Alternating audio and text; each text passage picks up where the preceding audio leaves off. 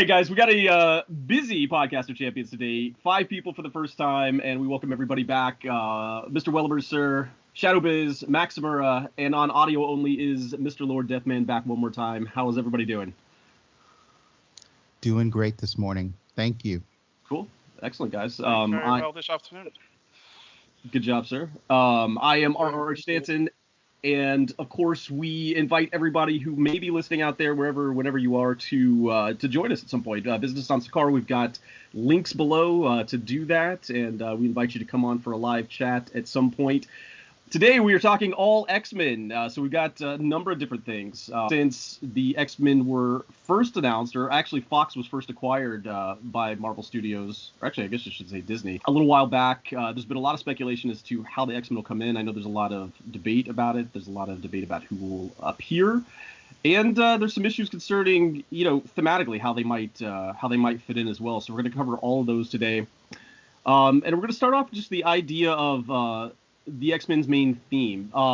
So X-Men have, and this might be very topical for today anyway, but it always has been with them. They've been very socially conscious. So they talked about discrimination of all sorts, just a general feeling of how an individual of any type might fit into society, racial segregation, religious persecution, and I just was thinking about the idea of how that might be incorporated into the MCU. The MCU seems to be, by and large, pretty sterile. They haven't, gotten into a ton of highly controversial areas, but the X-Men seem to lean towards that potential. So I just wanted to get everybody's idea on where they think they might be coming in here. I don't really have a firm answer on this one. I don't know how they might handle some of these, some of the questions of religion or questions of race. Questions of, sexual preference, perhaps. I don't know who might want to chime in here. Actually, Deathman, how do you feel about that? Yeah, X-Men is a huge passion of mine. I would have to say that it is my absolute favorite comic book property. So with the X-Men, you kind of come for the characters and end up staying for the message, or you come for the message and stay for the characters. It's a really interesting dynamic, and it's really unique in terms of the whole comic book landscape, whether you're on either side of the two big publishers. But I definitely think, without question, that Disney can integrate the X-Men successfully into the MCU. I think they are going to be obliged not to water down the sort of social awareness messaging that's going on. And furthermore, I really think it's an interesting opportunity for Disney to sort of level up, right? Because I don't necessarily agree with MCU detractors that the MCU is overly safe or formulaic or whatever terms you want to bring to the table. Those kind of criticisms always seem a little overly simplified. I think the MCU operates at a certain level where the broadest base can sort of enjoy it, but that doesn't preclude the idea of sort of bringing the topicality of the X-Men into it. Wellibers, do you have any particular thoughts, or Max? What you got? Yes, actually. I actually have a kind of different take on the X-Men. My translation of how they usually ran their social commentary was that they were using the fact that they were mutants as a simile or a metaphor or whatever for the social problem they were addressing. Like, you didn't see as much, oh my god, that person's black, get them, as you did, oh my god, that person's a mutant, get them. And the fact that they were a mutant was the representation of the bullying, of the problems, and that was always kind of how they got by with addressing the issues without getting into any real gray areas that were going to cause people to be either upset with them or fanatic in a way that wasn't going to be healthy for what they were trying to accomplish. Like Stan, when he was interviewed, Stan Lee always talked about the X-Men as this just great opportunity to show all these positive messages while showing it in a story without having to focus directly on the message as much. I mean, outside of Magneto, most of the problems were usually directed towards mutants rather than towards real world situations like the Holocaust. Like, you do get that stuff in there, but usually the mutant kind thing is kind of what they focused on as the oddity that was represented when they were talking about a social issue. So one thing I was going to lead into there was the idea of the the mutant issue, or mutants being the main focus. So is the idea? I was going to ask if the concept of the mutants being the issue was going to be the main focus, but it seems like you think that should be maybe the primary focus, and use that as an allegory for other social issues. Right, and that seemed to be the way they ran it most of the time. Like when you had the Friends of Humanity, those were obviously neo-Nazi jackasses, but you had this problem where it was them focused on the mutants, and the whole message was either Charles's way of dealing with it, where they needed to find a peaceful way to deal with it, or Eric's message, which was, yeah, we're definitely going to need to go to war over this, and we're gonna win. Like it was two very different ways of trying to deal with the same desired outcome, and I think the mutant factor is what was always the primary focus for them. The people fear what they don't understand thing was always expressed through the fact that they were mutants, not through, a woman like Jubilee having problems being a teenage girl. Like the focus was still that she was a mutant. Can they incorporate these things, maybe Wellibers? Like, do you see them fitting into the current fabric of the MCU that way? Yes, I think so. I mean, if you look at a movie like Winter Soldier, that is really fun and good, but it also deals with some pretty heavy topics like security versus freedom and stuff like that. It's not like the MCU is totally bereft of that kind of themes. So I see those themes come in to the MCU without any problems. Disney, Marvel Studios have always incorporated it into their movies. Maybe not so heavy-handed as the Fox movies did before, but I don't really see a problem with those teams coming in.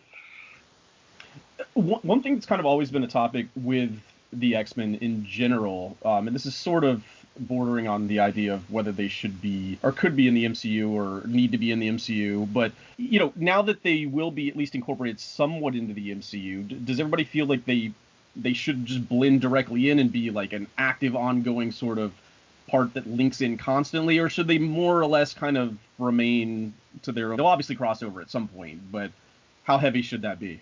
If I could dive in on this one, I would say that there's been a lot of factionalization and sort of tribalism amongst MCU fans because of the nature of how the IP is spread across multiple corporations sort of controlling it. So with Marvel fans, you have this idea that, I'm just a Spider-Man fan and I love these Sony films and I don't ever think you should be in the MCU, right? Or you have the idea that I'm an X-Men fan and I love these films and I would never want them to be sullied by the mainline MCU. They're not going to do it right. So, I'm all for unity in the fandom and really trying to bring folks together.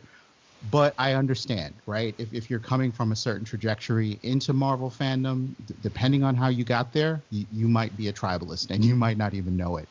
But that being said, to answer their question, there are a lot of people who are like, all right, well, Disney won. They got the X-Men, and you know what? I couldn't stick it to the man this time, but they better keep the X-Men sort of like separate and off to the side. And I just don't buy into any of that when I hear it, in social media or sort of on the boards. They should be truly integrated. They should feel like they're in that world. They shouldn't be having separate adventures or they're in space and sort of left alone. So I'm all for big integration. You should see Scott Summers, speaking with Steve Rogers. You should feel the contrast between a team like the X-Men and a team like the Avengers. I agree. There's no reason to keep them separate, in my view. There are already mutants in the MCU, like Wanda Maximoff.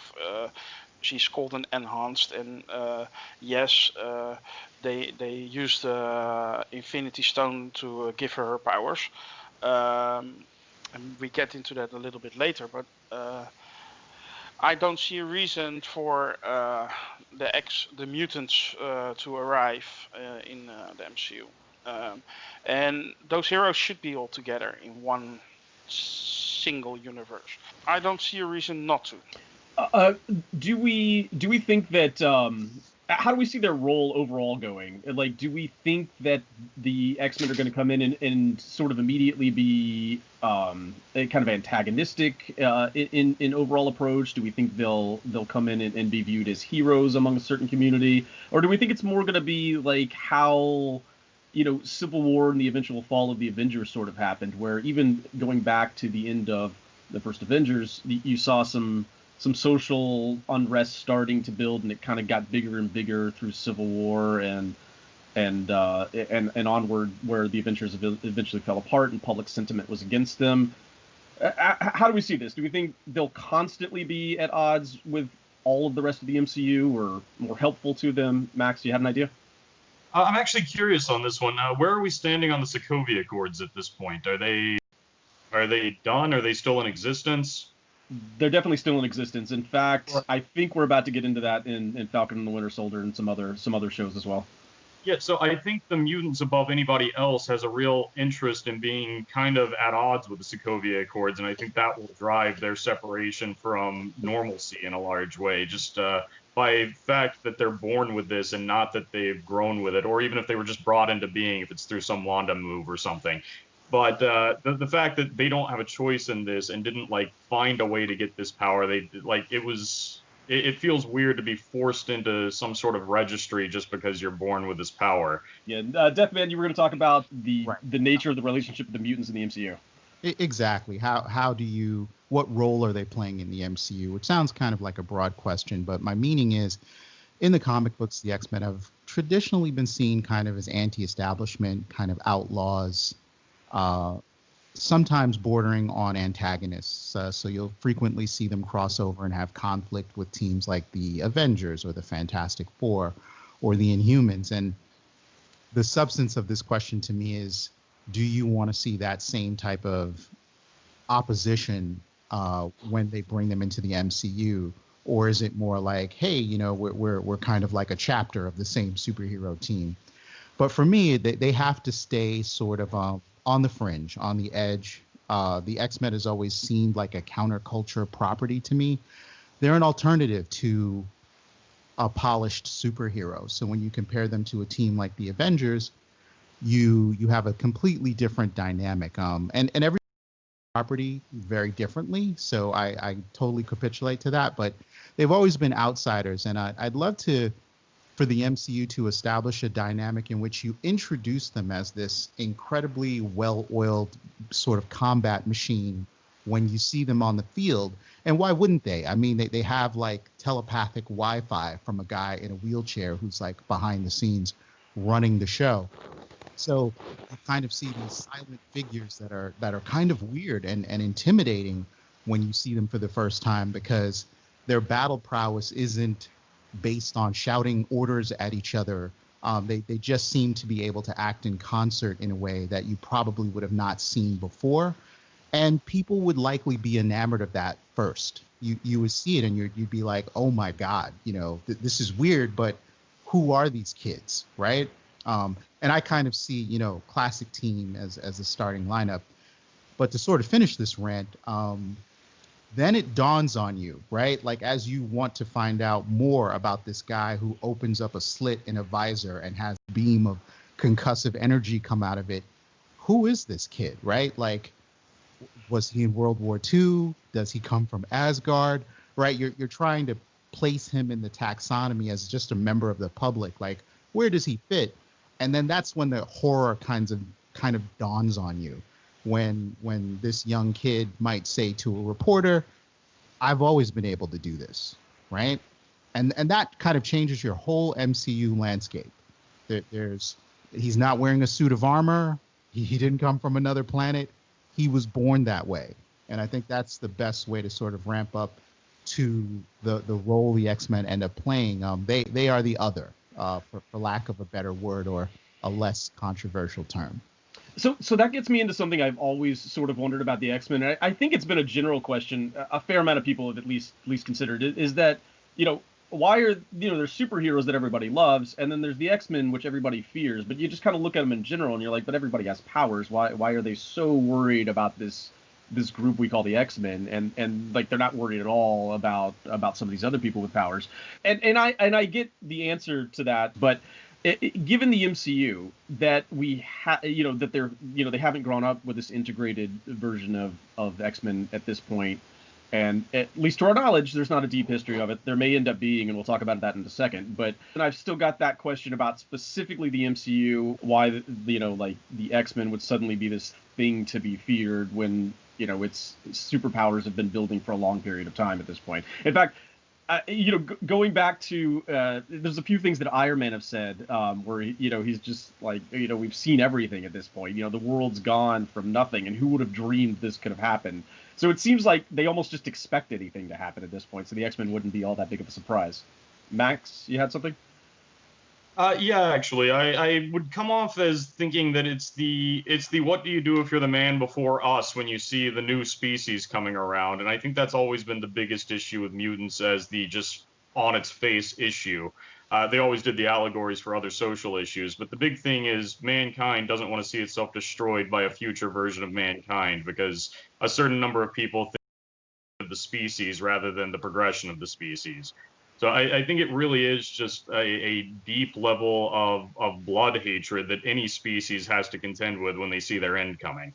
Makes sense. Don't get me off on an evolution talk. I can go on for forever. First of all, it doesn't work that fast, but yeah, no, I can see that. It'd be interesting. It's sort of the idea of just time. It's kind of how we would feel about ancestral species anyway, like how you look back and you'd see like something like Australopithecus from like millions of years ago, and you'd be like, well, that's not human, but yet we can do these DNA checks, and you can see that there's links between the two, but you don't feel that way about it. There's a that's not us divide, and I guess if suddenly you had like an evolutionary change that was that rapid, yeah, you would probably feel that way about it.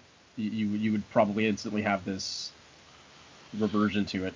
Yeah, I think the difference between the regular setup of heroes that we have so far into the MCU is that the powers they have are they can be explained, and probably the difference will be that the mutants their powers cannot be explained, and that will feel weird. Before we get into topic 2, I have some thoughts about that, but it's probable that there will be some event which will trigger the X gene to flourish or be no longer dormant, which will cause this divide and the scare of people. All of a sudden there's a boom of mutants coming around, and which will probably cause this divide between humankind and X-mankind. And it's your kid, it's your spouse, it's your neighbor, and all of a sudden there's a little paranoia sets in. I could totally see that. So we're going to talk about some origins in a little bit, but who we're going to see on this team. Like,